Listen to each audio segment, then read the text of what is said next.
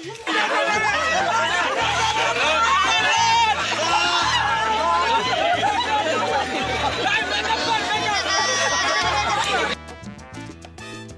ও চরিত্রের প্রয়োজনে শিল্পীদের যেমন প্রচণ্ড গরমে জ্যাকেট গায়ে মারামারি করতে হয়, তেমনই শীতের দিনে কাদা মেখেও নদীর শীতল পানিতে নামতে হয়। এমন অনেক কষ্টের ফসল একটি চলচ্চিত্র। সম্প্রতি শীতের সকালে কাদা মেখে ওবায়দুল কাদেরের সিনেমার শুটিং করেন ফেরদৌস পূর্ণিমা। শট দেওয়ার পর কাদা উৎসবে মাতেন নির্মাতা ও শিল্পীরা। শুটিংয়ের ভিডিওটিতে দেখা যায় নায়ক ফেরদৌসের কাদা মাখা শরীর। তিনি সহকারী পরিচালক আবুল কালাম আজাদকে জড়িয়ে ধরে তাকে কাদা মাখিয়ে দিচ্ছেন। এমন সময় আজাদের দিকে এগিয়ে যান নায়িকা পূর্ণিমা। তার শরীরও কাদা মাখা।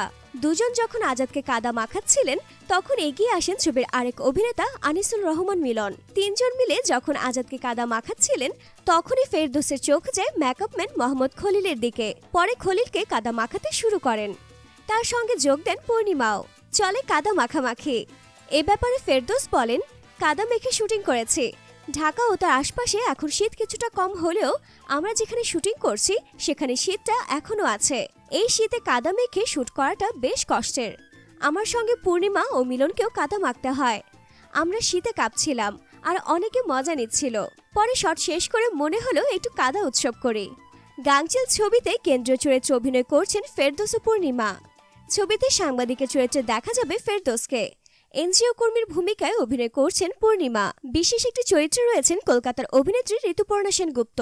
ছবিটিতে আরও রয়েছেন তারিক আনাম খান, আনিসুর রহমান মিলন সহ আরও অনেকে।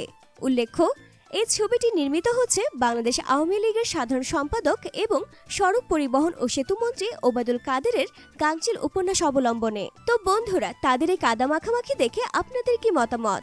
নিচে কমেন্টস করে লিখে জানাতে পারেন আপনার ব্যক্তিগত মতামত। ডিয়ার ভিউয়ার্স, এমন আরও ভিডিও পেতে সাবস্ক্রাইব করে বেল আইকনে ক্লিক করে রাখুন।